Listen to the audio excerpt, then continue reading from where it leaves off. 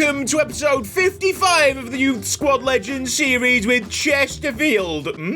After defending Erika Kjartansson for the longest time imaginable, I think we finally got to a conclusion as an entire fan base. We've given that lad every single chance to succeed at Chesterfield, and he has sadly fallen a bit short. There's one comment in particular that beautifully encapsulates everything, comparing Kjartansson to regens, another striker that really sold as a dream and just turned out to not be able to move and create his own chances. You might think that it's quite an easy fix, just up Kjartansson's sprint speed. Well, would it be shocking to know that Kjartansson already has 82 pace? I don't know what he's doing with that 82 pace, but it's 82 pace that he has. Now, the dream signings would be Andrew Gretsch of Mansfield, obviously this lad at Arsenal Vetness who ripped me apart last game. But I'll be real, Chief, I have absolutely no money. In fact, it's worse than absolutely no money. For some reason, we owe 35 grand somewhere. So we have to turn to our really stacked youth academy who just won the youth tournament. Congratulations to them, should be expected. They are really good footballers. So there's no real point to showing you highlights. The full matches will be available on Cutsy Extra. A little word of appreciation for Eric Vines. Had a good solid outing, and the forward Yakuba Amadou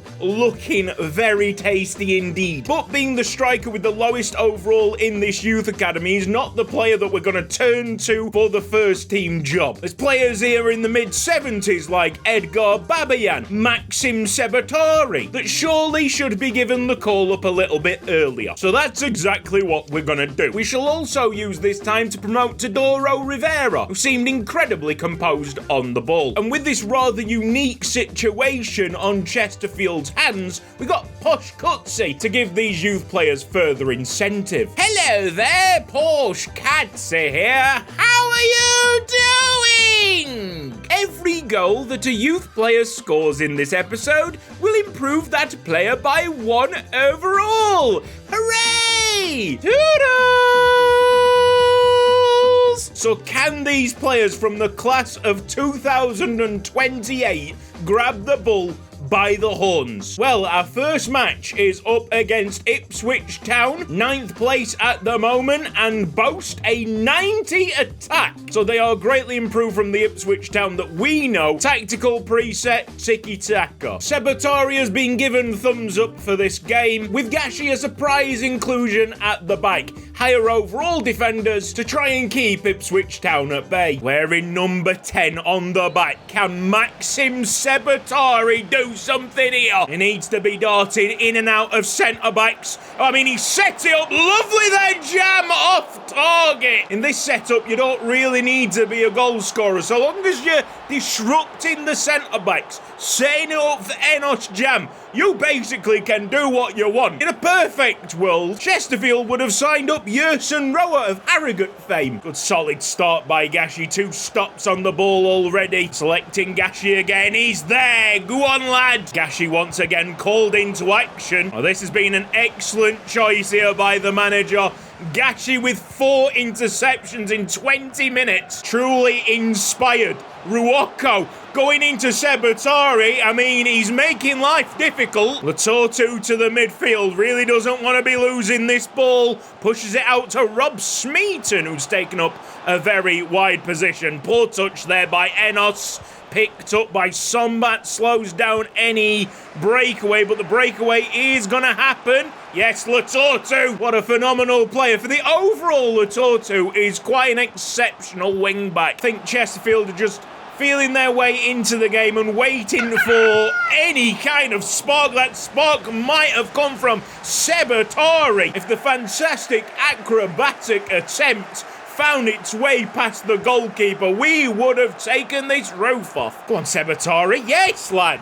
I mean, it's a terrible header, and Ipswich now on the attack, but I'm just liking the fact that he is getting involved. He's not scared to get involved. That's 1-0 Ipswich. After a rather interesting 40 minutes, we do find ourselves behind. Oh, Sebatari! What a fabulous first half he's had. bad. The finish is interesting. I really wanted to see him put the laces through the ball, but he's kind of chipped it almost into an area that the goalkeeper wasn't guarding. I don't know if he actually meant it. I did think whilst we were writing out the scenario today that we wouldn't use it. Oh, Gashi's there again.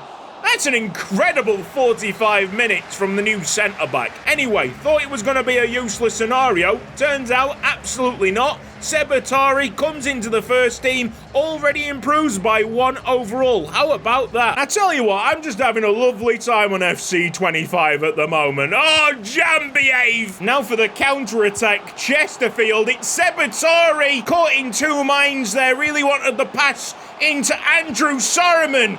Jam on the spin, not finding the target. But you can see the creativity that I've got right now in this game is quite substantial in comparison to previous episodes. Might not say it in the scoreline, but I am playing with freedom, more freedom than usual, and control. Unfortunately, that freedom and control does not stop pace abuse. Come on, break through, guys. It's Jam, it's Smeaton. Just one incisive pass. Can we get it to Sebatari? Nice turn, doesn't finish. Oh man, that's a golden opportunity. Clark's drifted infield again, and Christy Mayer not as effective at stopping him. Played a beautiful ball. It's Gashi on the line. Mate, he should not be on the losing team. It's Natali Ruocco showing great feet and awareness to slip through Sheringham. Just needed slightly more time on the ball to make something happen. Look at the speed difference between this number 9 and our defenders. Gashi goes for a sliding tackle. That'll be called back. I think needs most yellow card there. Penalty for Ipswich. It was a good save by Alfie Hanford. Oh, Clark from the spot goes for the chip. Embarrasses us further. It's 3-1 to Ipswich. The tractor boys shouldn't be up this much. It's so painful to see. Every single game is a mismatch. Every single game you're hoping for loads of players to have Gashi-like performances on the field. Rarely gonna happen. 4-1 Ipswich. There's never been a 4-1 game. Silver lining, Sebatari might be the real deal. And Gashi should remember his performance for a long time, even though we've lost 4-2 in the end. Sheringham, super sub. Go on, lad! Full-time whistle goes here, and it's a convincing win for Ipswich Town, so on to the next. Next match is a Carabao Cup tie away against Lincoln City. These guys are in a 5-3-2 holding formation. I know Williamson at the back is a rather decent player. It's wing play tactical preset. And because this is a fixture where the striker can easily score a hat-trick if they really tried, the scenario will not be in play tonight. All talk before this match could have been centred on who's playing up front for the Spireites, but Lincoln also have some firepower to their name. The number 9 Palmer, the player to watch, is a player that we have been watching for some time. Over 80 overall now in League One. He must be ripping it to shreds. However, we're not going to resort to external signings unless incredibly desperate. Very excited to see what Rivera can do in 11-man football. Playing balls like that for fun in the youth academies. Pass and move by this midfield. Kamiko, little flick onto Errol Banks. Penson might not be able to find Babayan this time around, but the new striker rips the ball off a defender. Good attitude to have, will help him in the Premier League. That'll be a tackle made by the composed Rivera, who's found a ball into Penson, and now the physical freak show Babayan doesn't really have the ball control to match. You get the feeling that he's starting to make his presence known. It's Babayan not winning the ball, but scaring defenders senseless. I wonder if we can start translating this into the Premier League. If Babayan can push around Premier League defenders, Jam's going to have a field day behind him. Guess that will be a question answered in the days and weeks to come. For now, it's just about beating the opponents in front of us. Wonderful play! Oh, Draper's gone for it from miles out. What a goal, Lincoln City! The underdogs in the lead. It's Errol Banks trying to lift it up. It's Babayan in the box. 1-1.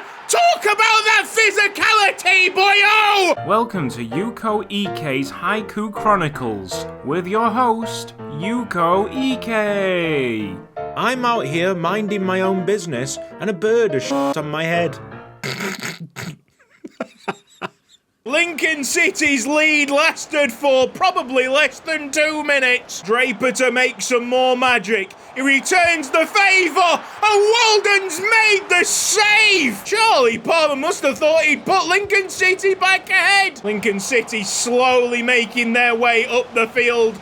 Lim Soccer eventually get to telling touch. That'll be a throw-in on the far side, a chance for some subs. The obvious move is to put Jam in this team, as expected. Chesterfield now dominating the ball with Rivera blasting through on debut. He might be something absolutely brilliant. Whiffs of Malachias Junior, lads. Pure elegance on the ball. He's come out of absolutely nowhere, and he wants Rob Smeaton's job. Well, I would think that the majority of Chesterfield fans, when they saw Jam come onto the field, would have put their house on him to be the midfielder that burst through, and not the number 20, Teodoro Rivera, who after a great youth tournament has just added to his valuation in some way tonight. I really want to see him and Babayan perform in the Premier League. It's coming up next game. Chuck them into the deep end. A home match against 6th place Crystal Palace. Opponent analysis has Palace in a 5-2-3. They've lost 2 of the last 5 matches. A 5-star team, not really surprising. Wing play football. Babayan not fully fit makes his job even harder. Smeaton playing central attacking midfield, and also a Premier League start for Kamal Silva. Show me signs of bullying. Yes!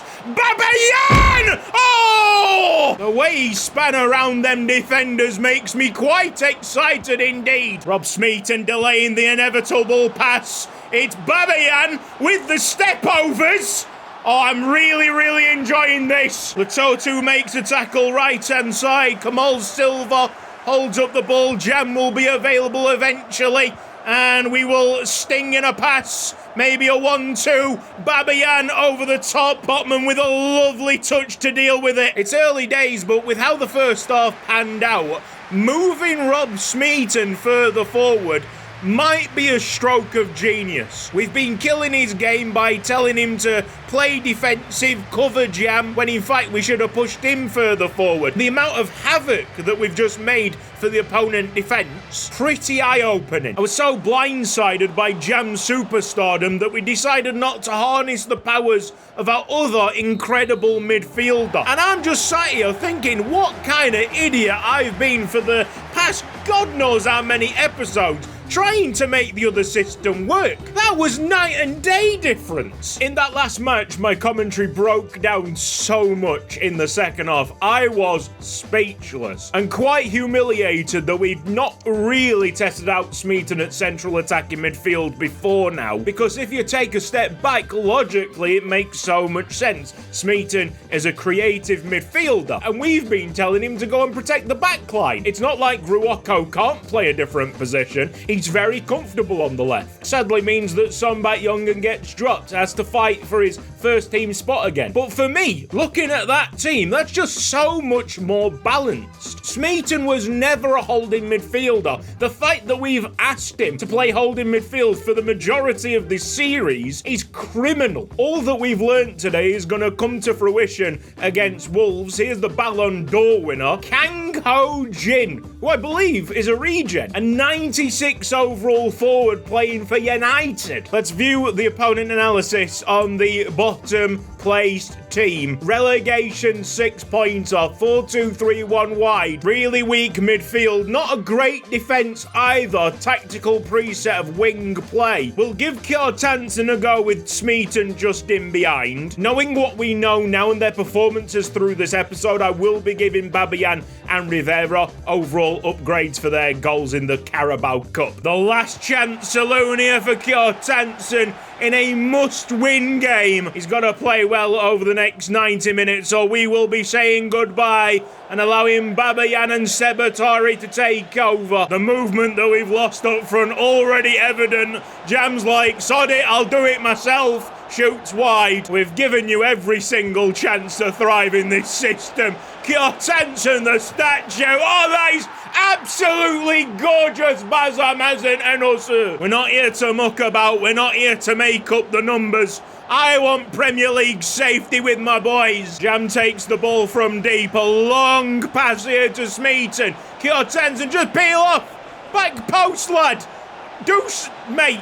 Please do something. Smeaton again on the left-hand side. Puts another tempting ball in. Kjartansson nods it onto the wrong man. It's a flawless half of football by 10 lads out there. One particular person is stinking up the place. Hazard a guess who that might be.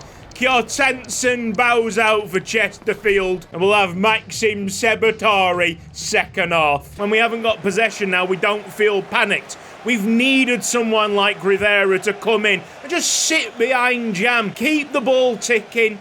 Don't play any stupid passes. Well over 90% pass completion, if not 100. Here's a rare chance for the defence to flex the muscle. Some nice skill moves. It's raw killing. Oh, trying to slide in. Not reaching the ball in time. Lovely finish across goal. Wolves have the equaliser. It comes from absolutely nowhere, but that is unfortunately the nature of the game. Go on, Rolly set. Gotta be Latotu's ball. Come on. You gotta be quicker than that. Raw killing. A little bit better there, applying the pressure. Sebatari might be getting swallowed up by this game. Sheringham on the bench. Super sub waiting to come on. We also might be in desperate need of the pace that Sombat Youngen can bring. We'll put him on the right-hand side. Pem holds the ball up. We'll receive it back from Ruwako. Can't find Jam on that occasion. A little back heel. Pem continues to run. Nice chest control. Goes down in the box. Referee doesn't want to know. The energy's evaporating from the side, but we keep on trying to plug away. Ruwako wants a return pass. Referee needs to carry on. I don't care if that's a red card. Just puts everybody back in position there for Wolves. And now they're going for a counter-attack. 2 against 3. Big by Raw killing. Enos Jam needs to add to it. Nice. Go on, Sheringham. Go on, Sheringham. I see that shirt tug. Finish it, lad. Finish the game. It's wonderful. It's super sub. Sharing bloody Pem. The match facts will show our absolute dominance over this game. Stratospheric leaps forward for Chesterfield as we get the formation and tactics spot on. Final kick of the game. The whistle's gonna go. What a massive 3 points that is for the away side. 53% possession, 1.3 XG over 0.9. More passes, more tackles. Jam finishing on 100% pass accuracy. That is filth. And Smeaton getting the 2 assists, justifying the change. Is that enough to get us out the relegation zone? You would think so. Chesterfield in 17th. The win puts us above Bournemouth and Leicester City. Monumental episode for many a reason. Big up Eric Kjartansson for all the joy that he's given us through the seasons, but it's time to say goodbye. And many of you will be absolutely buzzing at the news of Rob Smeaton at central attacking midfield. He did great. This has been Cutsy. Thank you ever so much for watching this episode of Youth Squad Legends. If you've enjoyed it, then please give the video a like if not subscribed around here yet. And press the red box down below and hit the bell icon for mobile notifications. Big thanks to everybody supporting me financially on Patreon. You can too with the link down in the description box. Thank you to each and every one of you watching this series episode in, episode out. Take care. See you next time. Bye-bye.